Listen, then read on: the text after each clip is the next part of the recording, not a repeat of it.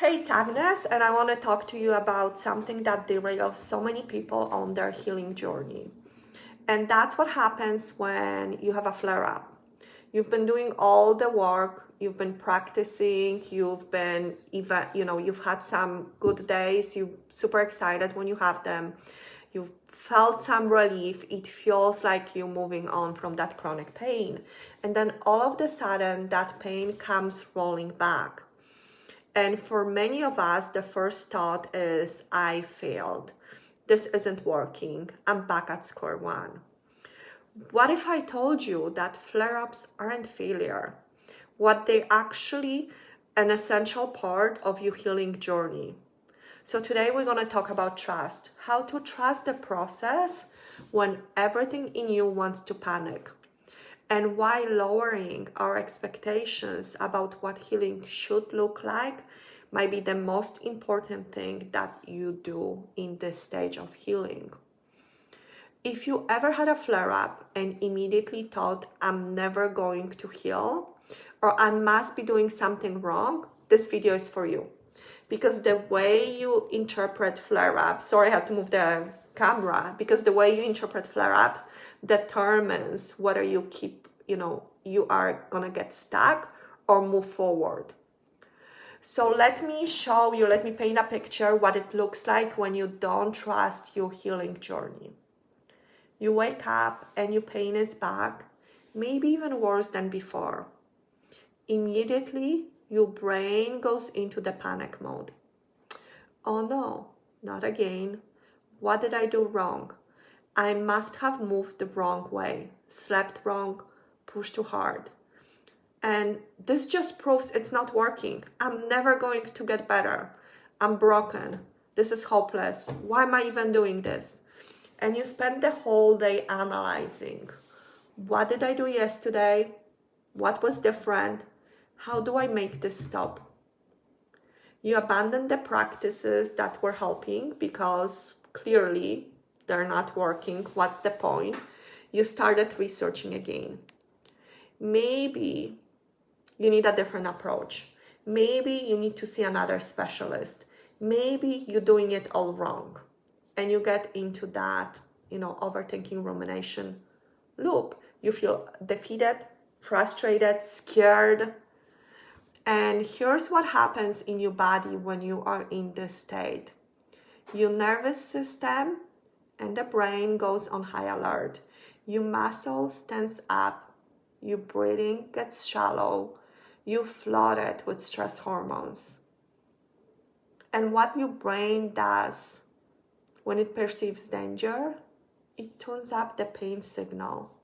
So that flare-up gets worse. Not because you did anything, structurally wrong, but because your response to that flare-up created more danger. It fed into your experience of pain. So you essentially telling your brain, this is terrible. We're in danger. Something is very wrong. I need protection. And your brain responds accordingly. This is not what trusting looks like. And I know this intimately because I've lived through it for years. Every flare-up felt like a proof that I was broken, that healing was not, was impossible, not for me. I never will be free from chronic pain. And that belief, it kept me stuck for longer than the pain itself ever could have. So I want to show you what it looks like when you do trust the journey. You wake up and your pain is back. And instead of panic, you pause. You take a breath and you say, okay, this is a flare-up. This is normal. This doesn't mean I'm failing. This is part of the process. And you get curious instead of catastrophic. What was happening yesterday or this week? Was I stressed? Did I sleep poorly? Am I going through something emotionally? Not to blame yourself, but to gather information. And you remind yourself, my body isn't broken. My brain is just being extra protective right now. That's okay. I can work with this. You lean into your body instead of abandoning it. What do I need right now? Do I need to rest, to move gently, to breathe, to reassure my nervous system that I'm safe? Do I need to slow down? You continue your practices, maybe gently, maybe modified, but you don't stop. You don't abandon the ship. And here's the crucial part. You trust that this flare-up is temporary, that it's just information, not a verdict. When you approach a flare-up this way, your nervous system gets a completely different message. We okay? This is uncomfortable, but we're not in danger. We can handle this. Your body can stay relatively calm. Your pain doesn't spiral out of control because you're not adding up that fuel to the fire with fear and catastrophizing.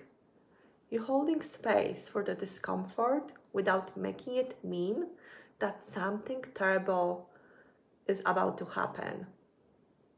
This is what trust looks like. This doesn't mean the flare-up feels good. It doesn't mean you like it or want it. It just means you're not abandoning yourself or your healing journey. When things get hard, we can stay.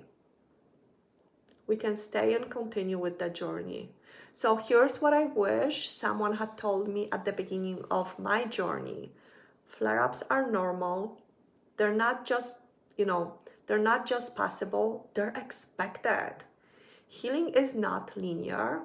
It's not straight line from from pain to no pain. It's more like a spiral.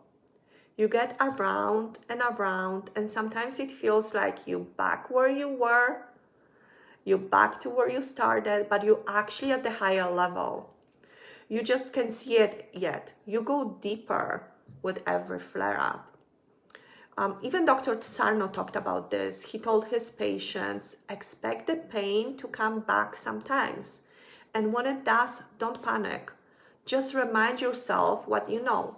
This is TMS, not dangerous, and it will pass.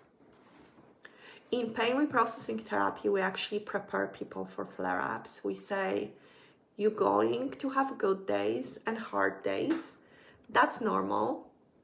The goal isn't to never have pain again. It's to change your relationship with the pain when it shows up.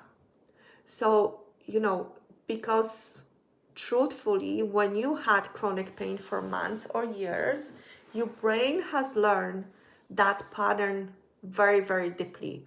So rewiring will take time. And during the rewiring process, your brain is going to test you. It's going to throw pain at you to see, are you serious about this? Do you really believe you're safe? Or are you, going to panic or go back to that old pattern of fear? So every flare-up is an opportunity to prove to your brain, trust this process, you're safe. This is temporary. But if you go into, healing journey expecting perfection, and I know I've been there, that's why it took me a bit of time, expecting that once you start doing the work, the pain should disappear and never come back, you're setting yourself up for disappointment. You have a very high expectation, and that pressure could contribute and could fuel the fear. The disappointment creates the fear, and that fear as well perpetuates the pain. So by lowering our expectations on what healing should look like, we are actually helping and practicing self-compassion. It looks like the healing will look like anything, and whatever works